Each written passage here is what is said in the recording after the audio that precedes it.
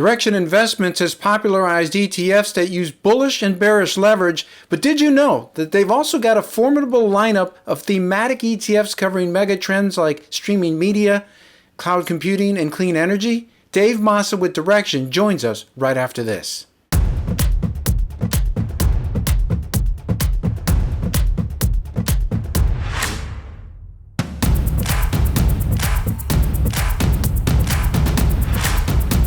Well, you already know about Directions, the leveraged ETFs, and they do have a couple of new ones targeting cloud computing. We're going to talk about that in a second, but I want to discuss some of their other ETFs that you may not be aware of that merit your attention. And here to talk with us about that is David Mazza. He is head of product at Direction Investments. Dave, welcome back to the program. It's great to see you again. Yeah, it's good to see you as well. Thanks for having me back. Well, Direction has had some great ETF launches over the past year, and the Direction Moonshot Innovators ETF, ticker symbol MOON, was among the last ETFs of the class of 2020. So tell us a little bit more about the fund's thesis and strategy.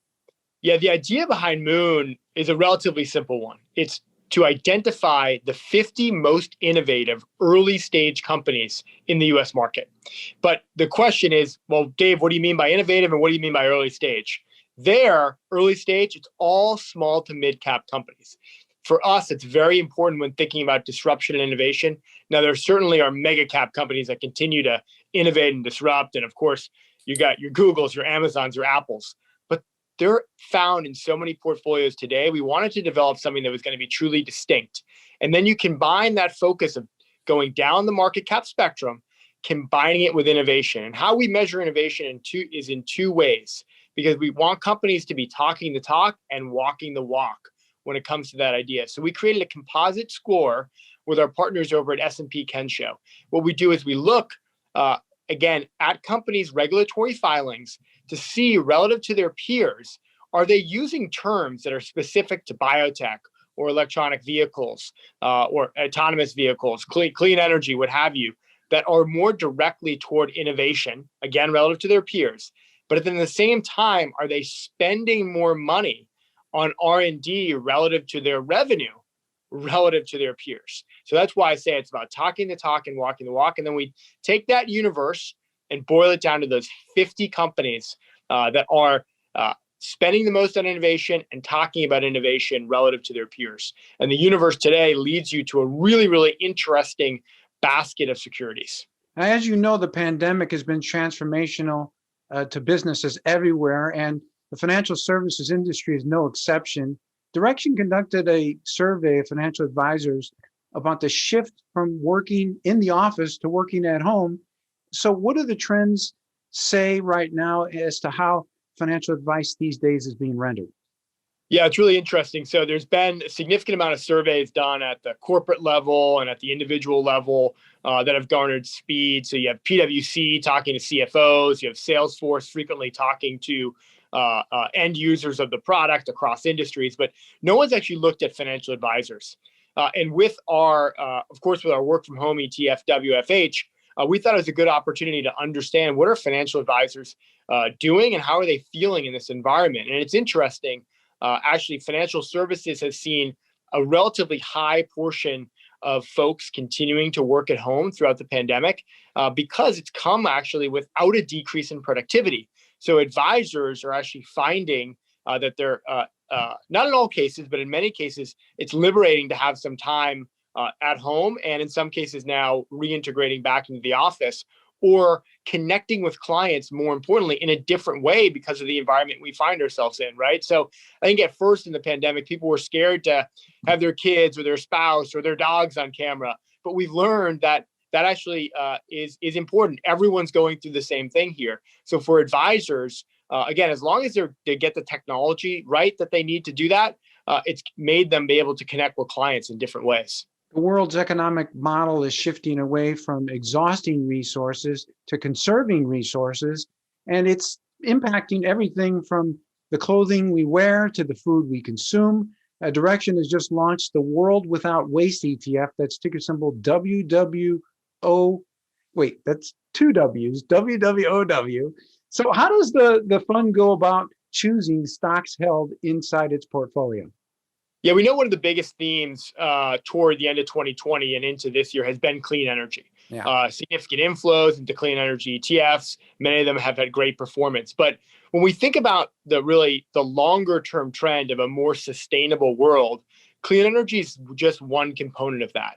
So the direction World Without Waste captures a broader spectrum of sustainable themes, but again, in a relatively narrow way. So give me, again, the 50 stocks, the 10 stocks within each of these 5 themes that are kind of most changing the way the world will move from a more linear economy where we just kind of make waste and throw it out toward one that can be more sustainable. So in this portfolio, you have names like Tesla and Etsy in the same portfolio, because we think about, of course, what Tesla's doing on the EV side, of course, well-known.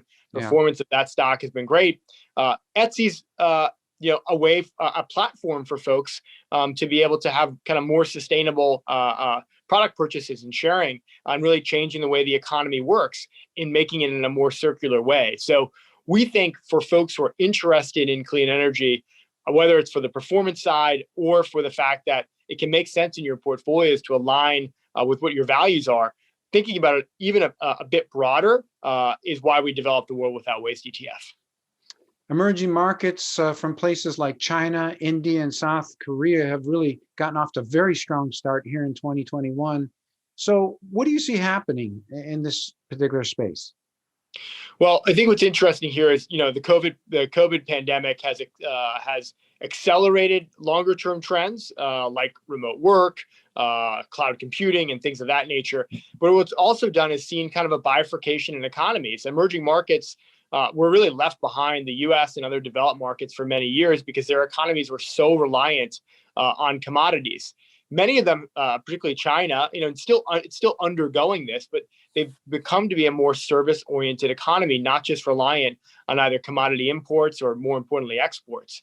And what we're beginning to see is, again, in many of these places, they're using reforms that were put in place to begin to change their economies in more material ways. And frankly, because they've been so out of favor, we're really beginning to see traders move into our leveraged and inverse ETFs, both on the primarily on the bull side, but in some cases on the bear side on a trade basis. So that's EWC and EWZ, to take advantage of the fact that emerging markets, are no longer forgotten, and is actually a good opportunity, maybe for long-term investors, but in our as well, but also with our trading community to take advantage of some of these moves. Exactly, and some of those targeted Chinese ETFs have been really good performers too. Ticker symbol CHAO, CHAU, and then of course you have the internet/web version, CWeb. So those have performed very strongly. One last thing before you take off, Dave. Let's talk about cloud computing, which is around us everywhere, and it seems that the pandemic has accelerated that even further. So what a great time to be bullish on cloud computing stocks. Traders can now capitalize on this either on the bullish or the bearish side. You've got the cloud computing bull and bear ETF, CLDL and CLDS. Tell us more. Yeah, exactly. So to your point, the pandemic merely accelerated a longer term trend of companies who were not already putting their infrastructure on the cloud to doing so in a very, very rapid way. So the kind of CAGR of cloud computing and cloud technologies has been super robust and likely will continue to be that case going forward. But what's interesting is when we think about investment opportunities, of which cloud is one, but also trading opportunities for leveraged and inverse ETFs, is why we thought there was an opportunity to launch CLDL and CLDS for traders to take advantage of this as well. Because while we believe that there is this longer term trend toward cloud computing, coming into what's going to be an interesting earnings season right now, and then going forward, there may be an opportunity for folks to take advantage of both the bullish side and the bearish side, depending upon how some of these names like Twilio and others in the space, have seen significant run-ups in their share prices, and for investors to position either for that to continue to be the case, or for there to be a pullback, is why we put those two funds in the market. Yeah, and it really speaks to the fact that you have these two ways to play cloud computing on the bullish and bearish side speaks to the maturation of the cloud computing sector, because as you indicated, many of these companies have now become large caps and it's may be on their way to becoming mega caps in the future. So Exactly. great ideas. And Dave, we want to thank you so much for taking the time to join us. Keep up the good work. Thank you. You just heard from Dave Mazza at Direction Investments. Check out their ETF lineup at directioninvestments.com. I'm Ron DeLegge with ETFguide TV. Be sure to subscribe to our channel as well as hit the like button if you enjoy our content, and we'll catch up with you next time. Thanks for watching.